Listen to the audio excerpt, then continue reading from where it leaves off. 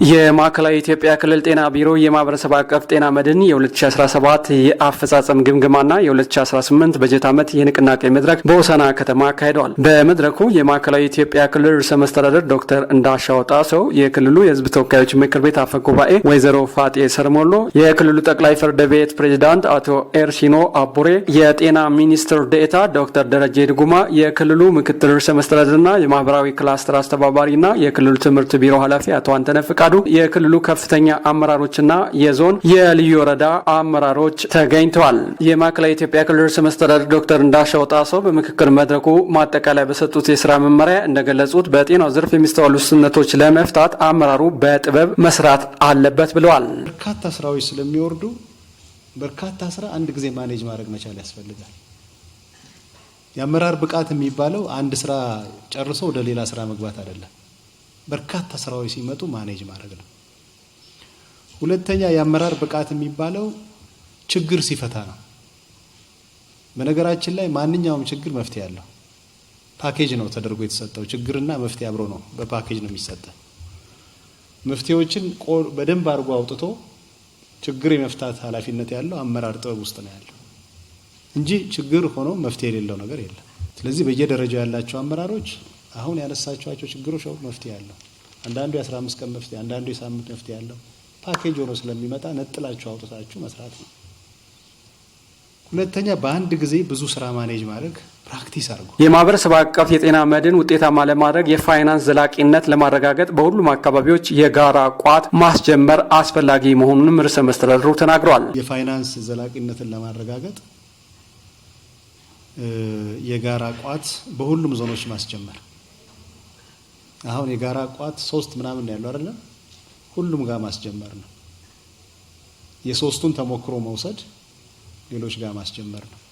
በዚህ አመት መጨረሻ ስንገመግም ሁሉ ጋር ቋት ተከፍቷል ብለን ቼክ እናደርጋለን። በዚህ ጋር አቅጣጫ ነው ፋይናንስ ዘላቂነት በዚህ ነው የሚረጋገጠው። አንዱ መሳሪያ ነው። ሁለተኛው የመዋጮ ትግበራን ማጠናከር ነው በሁሉም አካባቢ። እኛ በደንብ ከሰራን ሰው ጋር ብዙ ችግር የሚያጋጥም አልመሰለኝም። ምክንያቱም በትንሽ ገንዘብ አመት ሙሉ መታከም ቀላል ነገር አይደለም። የማይታከም ሰው ይኖራል እናውቃለን። ግን ቪዚት ያደርጋሉ። ቢያንስ ሌላ ሕክምና ባያገኙ ቼክ አፕ ያደርጋሉ።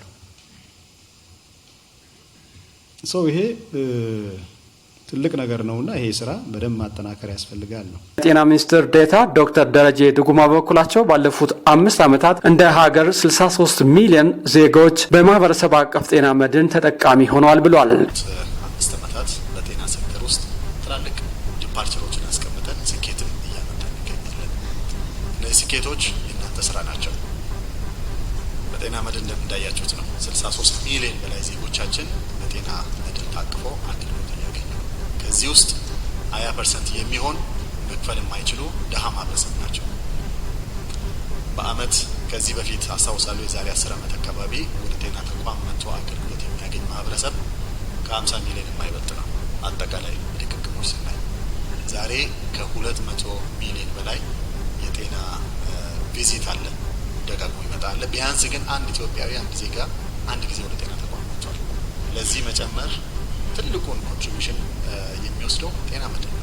በሁሉም ዘርፍ የሚያጋጥሙ ብልሹ አሰራሮችን መፍታት እንደሚገባ አጽንኦት የሰጡት የማዕከላዊ ኢትዮጵያ ክልል ርዕሰ መስተዳድር ዶክተር እንዳሻው ጣሰው የማህበረሰብ ፋርማሲ ማጠናከር ያስፈልጋል ብሏል። በሁሉም አካባቢ አማራጭ የማህበረሰብ ፋርማሲ ማጠናከር አመና 18 ጀመርን፣ 10 ተጀምሯል። አሁን 10 ይጀመራል፣ 38 አለ። ሌሎች ገንዘቦች እያፈላለግን ያለ ነው። በቅርብ ጊዜ በአንድ አመት ተኩል የጀመርናቸውን ጨምሮ ወደ 150 ተጨማሪ ፋርማሲዎች እንሰራለን። ፋርማሲ ጥያቄ መሆን የለበትም። በክልላችን የተጀመሩ የልማት የመልካም አስተዳደር ስራዎች እንዲመታ ሁላችንም መረባረብ ያስፈልጋል። የንቅናቄ መድረኩ የማህበረሰብ አቀፍ ጤና መድን ይበልጥ ውጤታማ ለማድረግ አጋዥ መሆኑም ተገልጿል።